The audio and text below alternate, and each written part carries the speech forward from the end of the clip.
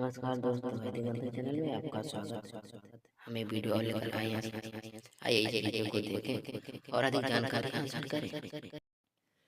प्रश्न है, वर्ण प्रथा कि 10% शुरुआती 3 वर्ण अपनी वर्ण जात के लोग संगठित हो जाते हैं, लेकिन 90% SC ST OBC आज तक संगठित क्यों नहीं हो पा रहे हैं?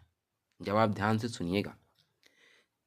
वर्ण व्यवस्था के शुरू के 3 वर्ण अपनी अपनी जातियों के लिए संगठित हैं, क्योंकि वो जातिवाद के समर्थक हैं, जबकि इतिहास गवाह है SC ST OBC कभी जातिवादी नहीं रहे, बल्कि वो धर्म में समाहित होकर अखंड रहे।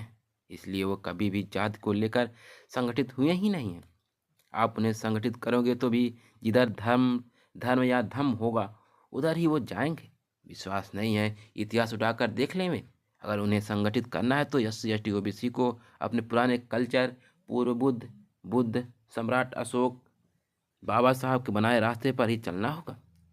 निष्कर्ष है, आज तक जब भी भारतीय संगठित हुए हैं वो तथागत बुद्ध धर्म की छत्रछाया में ही संगठित हुए हैं। हनुमान जब लंका पहुंचे तो उन्हें रावण द्वारा लगवाए अशोक वाटिका में बैठी सीता जी मिली। वाल्मीकि रामायण बालकांड प्रथम सर्ग। कमाल की बात है, रावण भी वाटिका सम्राट अशोक के नाम पर लगवाया था। क्यों गए? अरे भाई, रावण बुद्धिस्ट था। 5वीं सदी का लंका अवतार सूत्र में भी लिखा है। लंका अवतार सूत्र के 4 अलग अलग मैन्युस्क्रिप्ट 7-8वीं सेंचुरी के मिल चुके। रावण पूर्व बुद्ध को मानता था तो सम्राट अशोक के नाम पर अशोक वाटिका भी बनवा रखा था। अब कुछ लोग कहेंगे कि ये तो काल्पनिक कहानियां हैं, तो हाँ भाई, काल्पनिक ही हैं, लेकिन शब्दावलियों को पकड़े। लेखक ने वाल्मीकि रामायण जब भी लिखा उसके सम्राट अशोक के बनवाए लोक कार्य के विकल्प शब्द नहीं मिल सका, इसलिए लंका में अशोक वाटिका लिखना मजबूरी बन गया। आखिर सम्राट अशोक ही तो अपने बेटी को सिलोन भेजे थे, साथ में बोध वृक्ष भी लगवाया था। उससे भी कमाल की बात है, रावण अगर वेद ज्ञानी होता तो रावण वाटिका या वैदिक वाटिका या हिंदू वाटिका या सनातन वाटिका या बगीचा बाग इत्यादि लिख लेता। पर लिखता कैसे?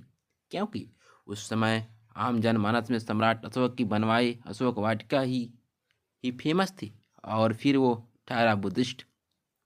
अब लगे हाथ कोई ये मत कह देना कि अशोक वाटिका वैदिक ब्राह्मण लगवाते थे, क्योंकि वेद उपनिषद स्मृतियों में अशोक वाटिका का नामो निशान नहीं तक नहीं है।